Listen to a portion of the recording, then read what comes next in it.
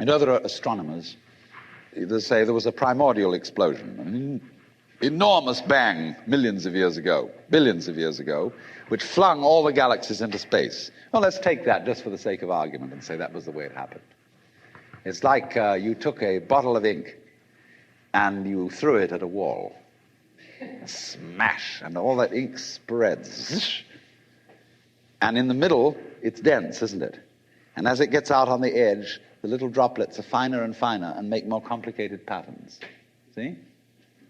So in the same way, there was a big bang in the beginning of things, and it spread. And you and I, sitting here in this room, as complicated human beings, are way, way out on the fringe of that bang. We're the complicated little patterns on the end of it. Very interesting. But so we define ourselves as being only that.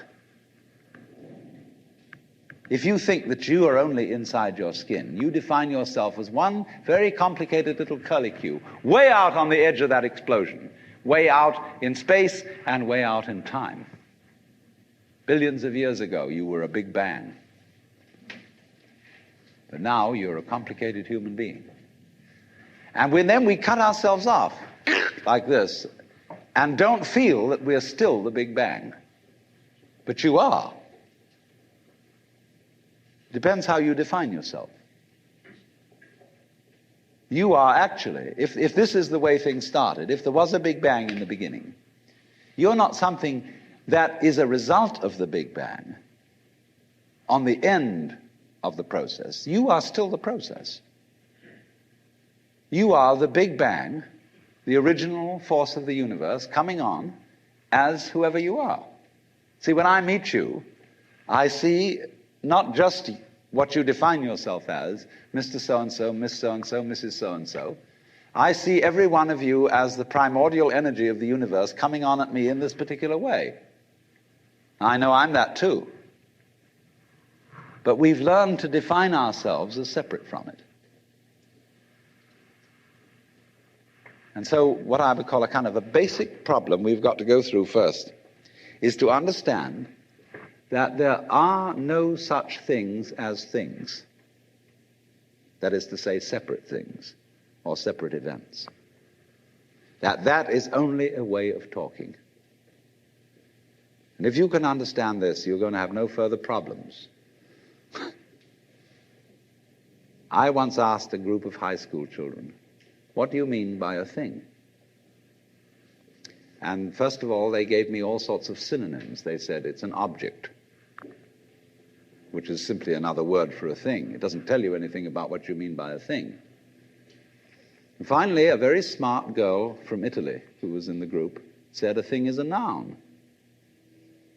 And she was quite right. A noun isn't a part of nature, it's a part of speech. There are no nouns in the physical world. There are no separate things in the physical world either. See, the physical world is wiggly. The clouds, mountains, trees, people are all wiggly. And only when human beings get working at things, they build buildings in straight lines and try and make out that the world isn't really wiggly. But here are we sitting in this room all built on straight lines, but each one of us is as wiggly as all get out. Now then, when you want to get control of something that wiggles, it's pretty difficult, isn't it? You try and pick up a fish in your hands, and the fish is wiggly and it slips out. What do you do to get hold of a fish? You use a net. And so the net is the basic thing we have for getting hold of the wiggly world. And so if you want to get hold of this wiggle, you've got to put a net over it. And I can number the holes in a net. So many holes up, so many holes across. And if I can number these holes, I can count exactly where each wiggle is in terms of a hole in that net. And that's the beginning of calculus, the art of measuring the world. But in order to do that, I've got to break up the wiggle into bits. And I've got to call this a specific bit, and this the next bit of the wiggle, and this the next bit, and this the next bit of the wiggle. And so these bits are things or events. Bits of wiggles.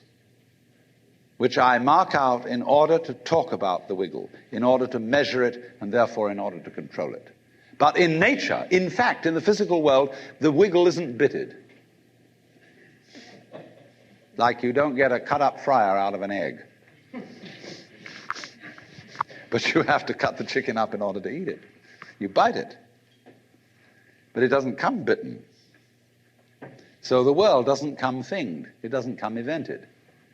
You and I are all as much continuous with the physical universe as a wave is continuous with the ocean. The ocean waves, and the universe peoples. And as the wave, I wave at you and say, you! The world is waving at me with you and saying, hi, I'm here. But our consciousness, the way we feel and sense our existence, being based on a myth that we are made, that we are parts, that we are things, our consciousness has been influenced so that each one of us does not feel that. We have been hypnotized, literally hypnotized, by social convention into feeling and sensing that we exist only inside our skins, that we are not the original bang, but just something out on the end of it. And therefore we are scared stiff. Because my wave is going to disappear. And I'm going to die. And that would be awful. We've got a mythology going now, which as Father Maskell put it, we are nothing but something that happens between the maternity ward and the crematorium. And that's it.